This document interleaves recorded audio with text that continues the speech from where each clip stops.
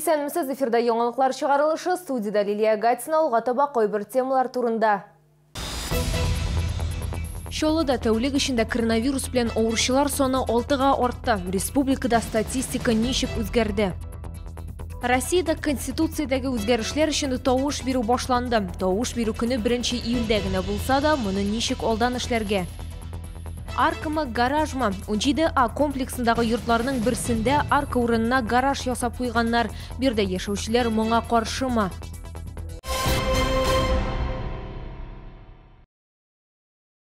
Соңгы тәулек ішінде Татарстанда COVID-19 белән зарарлануның 40 яңа очрагы расланган. 25 июньгә республикада коронавирус белән авыручылар саны 4350-ге җитте. Шулда COVID-19 диагнозы тагын 6 кешедә ачыкланды. Авыручыларның гомуми саны 688-ге җитте.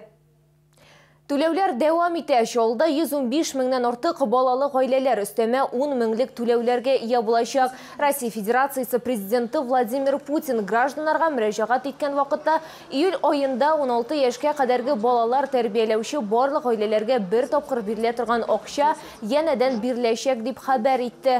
Дәүләт башлыгы тиешле документка кул куйды инде. Бу юлы ата-аналарга яңадан документларны тапшырырга туры килмәячәк. Кеше һәм урта эшмәкәрлек субъектларына федераль бюджеттан субсидия алу өчен гариза бирү срогы 2020 елның 1 июленә кадәр озайтылды. Бу хакта Татарстан Республикасы буенча федераль салым хезмәте идарәсе хәбәр итте. Россия хөкүмәтенең 2020 елның 20 июлендәге 894 номерлы карары нигезендә федераль бюджеттан субсидияләр бирү кагыйдәләренә үзгәрешләр кертелде. Яңа үзгәрешләр нигезендә апрель ае өчен гариза бирергә өлгермәгән салым түләүчеләрнең субсидия алу хокукын куллану мөмкинлеге барлыкка килде. Субсидия алу өчен гариза язырга кирәк. Моны Россия федераль салым хезмәте сайтының махсус бүлегендә эшләргә мөмкин.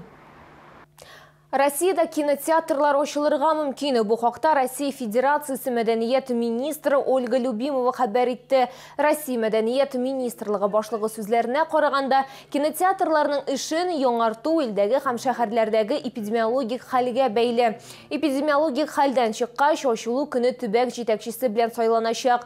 Без 15 июльдә мөмкин булган дата турында сөйләштек һәм ул актуаль булуын дәвам итә дип сөйләде Любимова. Министр билгеләп үткән барлык субъектларга да Роспотребнадзор рекомендацияләр җибәргән. Шулай ук мәдәният министрлыгы төбәкләргә экраннарга беренче булып чыгачак фильмнарның премьераларын мәгълүмати яктан әзерләп куярга кушты. Татарстанда Россия Конституциясына төзәтмәләр кертү буенча тавыш бирү башланды. Барлык 65 территориаль һәм 2809 участок сайлау комиссиясе эшли. Татарстанлыларга уңайлы булсын өчен ишек алларында тавыш бирү өчен күчмә майданчыклар да оештырылды. Бу хакта Татарстан үзәк сайлау комиссиясе рәисе Андрей Кондратьев хәбәр итте. Аның сүзләренчә 25 июньнән 1 июльгә кадәр стационар һәм күчмә тавыш бирү участоклары көн саен иртәнге 8-дән кичке 8-гә кадәр эшләячәк. Көн дәвамында участокта дезинфекция чаралары белән җыештыру, шул исәптән тартмаларны, кабинкаларны, күчмә әрҗәләрне эшкәртү каралган. Көн ахырында комиссияның эше төгәлләнгәч, махсус бригада килеп участокны эшкәртәчәк һәм аны киләсе көнгә әзерләячәк. Россиялеләрне тагын кыска эш атнасы көтә. 1 июль Россия Федерациясе Конституциясына төзәтмәләр буенча тавыш бирү үткәрү сәбәпле ял көне дип игълан ителде. Ял булуга карамастан, эш урынында хезмәт хаклары сакланып калачак. Агымдагы эш атнасы да җиңү парады уздырылуга бәйле рәвештә кыскартылган иде. Онытылган территория Зәп бисәсенең БСМП бер йортында яшәүчеләр үз ишегалды турында шулай дип йөртәләр. Күп катлы йорт тирәсендәге урын өчен урманга әверелде. Уен майданчыгын биек үлән һәм агачлар басты. Бу исә билгеле бер яшәү урыны булмаган затларны җәлеп итә ала дип борчыла шәһәрдәшләр. Урынга хәбәрчебез чыкты. Быел жолда чистартылмаган участоклар артып китте. Зәп бисәсенең Комаров урамында яшәүчеләр җәй ишендә бер тапкыр да үләнне чапмадылар дип зарлана. Даже играть здесь невозможно. Трава, какие-то кусты постоянные. Хотя бы деревья убрали, блин, вообще темнота. Вот не видно из окна вообще детей, когда они играют.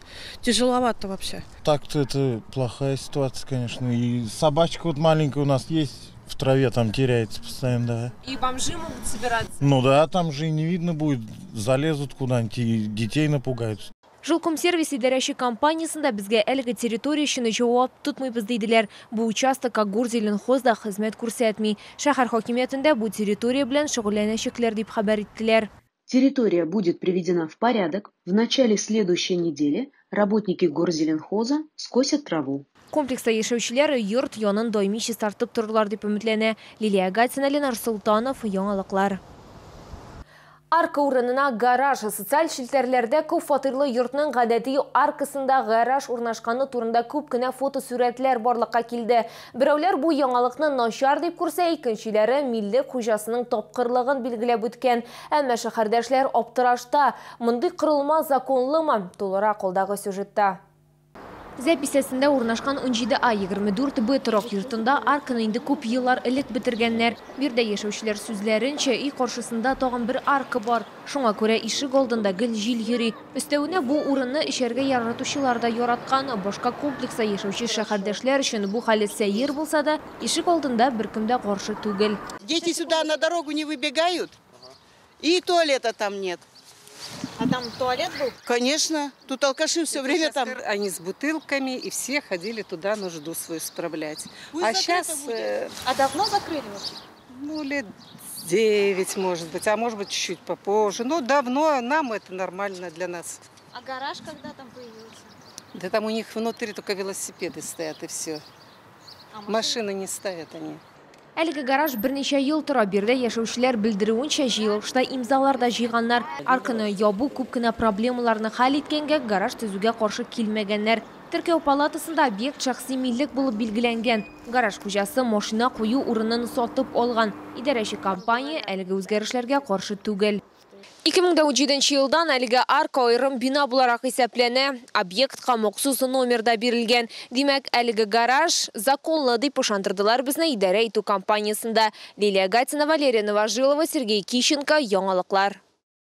26 июньдә Россия юристлар ассоциациясе гомум Россия иҗтимагый оешмасының Татарстан төбәк бүлеге халыкка түләүсез юридик ярдәм күрсәтә. Бу турыда оештыручылар хәбәр итте. Коронавирус инфекциясына бәйле санитар-эпидемиологик вазгыятькә исәпкә алып, чараны читтән торып Россия юристлары ассоциациясының Татарстан төбәк бүлекчесенең кайнар элемтә телефоннары буенча үткәрү планлаштырыла. Гражданнар өчен телефон номеры 8960 80-90-50. Кеше һәм урта бизнес вәкилләре өчен телефон номеры 8-960-040-40-70. Сораулар иртәнге 9-дан 16 сәгать 30 минутка кадәр кабул ителә.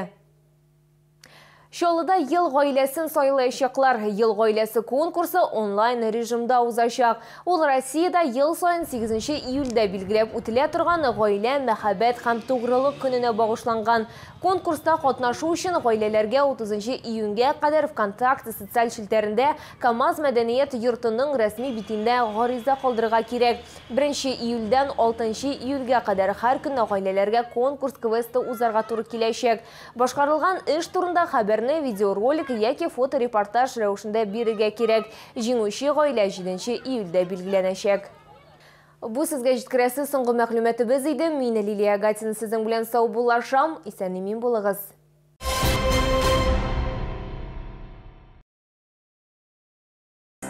У вас есть уникальный шанс выгодно инвестировать денежные средства в недвижимость, купив земельный участок в коттеджном поселке Гренландия. Коттеджный поселок находится вблизи национального парка Нижняя Кама. Реализовано более 20% земельных участков. Телефоны офиса продаж 8 965 609 28 28. Набережно-Челнинский институт Казанского федерального университета, крупнейший вуз Закамского региона, ведет набор студентов по направлениям высшего образования всех уровней подготовки, а также среднего профессионального образования. Более 900 бюджетных мест. Набережно-Челнинский институт КФУ. Университет надежных перспектив.